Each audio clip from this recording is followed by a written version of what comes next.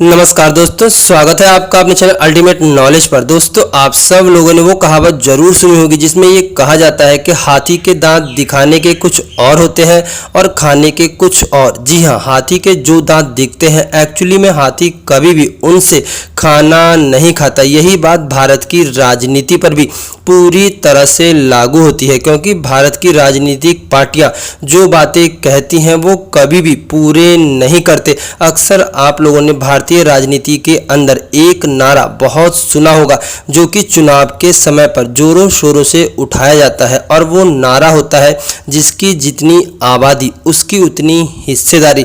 लेकिन ये नारा सिर्फ और सिर्फ अपने आप में एक ऐसा चुनावी जुमला है जो कि आज तक कभी भी पूरा नहीं हुआ, और इस नारे को हमेशा वही पार्टियां उठाती है जो कि जातिगत राजनीति करती हैं। दोस्तों, बिहार के अंदर कुछ ऐसी जातियां हैं जो कि आबादी के हिसाब से बहुत ही कम है, और कुल आबादी में इनकी आबादी लगभग 1% के आसपास मानी जाती है। यही कारण है कि इस बात को कहा जाता है कि बिहार की राजनीति में ये जातियां दूसरी जातियों पर निर्भर रहती हैं, और दूसरी जातियां जहां पर वोट करती हैं मुख्य रूप से ये जातियां भी वहीं पर ही वोट करती है। दोस्तों, बिहार में पासी, बिंद, कुल्हाया, भुइयां, धोबी इनकी आबादी लगभग 1% के आसपास मानी जाती है।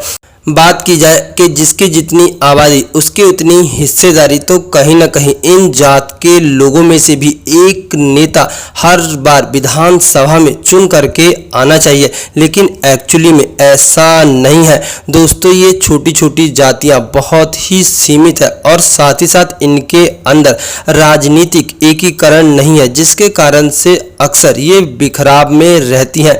यही कारण है कि बिहार के अंदर ये जातियां मुख्य रूप से दूसरी जातियों पर निर्भर है। दोस्तों, बिहार के पिछले 3 दशक की राजनीति को देखा जाए तो धोबी समाज से आने वाले समाजवादी नेता श्याम रजक जाने पहचाने नेता है। श्याम रजक पहले लालू यादव और राबड़ी की सरकार में मंत्री रहे।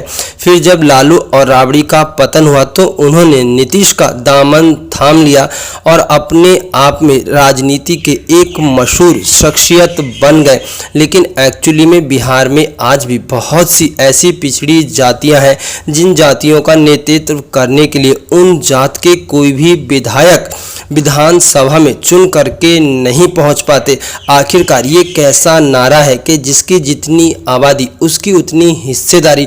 आखिरकार इस नारे को साकार क्यों नहीं किया जा रहा, जबकि वो पार्टियां जो कि जात के रूप पर राजनीति करती हैं और भारत के अंदर कहीं ना कहीं आरक्षण को लेकर के हमेशा अग्रसर रहती हैं, उन राजनीतिक पार्टियों को आगे आना होगा और ऐसी व्यवस्था बनानी होगी कि जिससे समाज के हर जात के व्यक्ति विधानसभा में पहुंच सके, या फिर ऐसी वैकल्पिक व्यवस्था बनानी होगी जिससे समाज का हर दबा कुचला और वंचित व्यक्ति अपने आप में सशक्त बन सके और उसकी आवाज को सुना जा सके।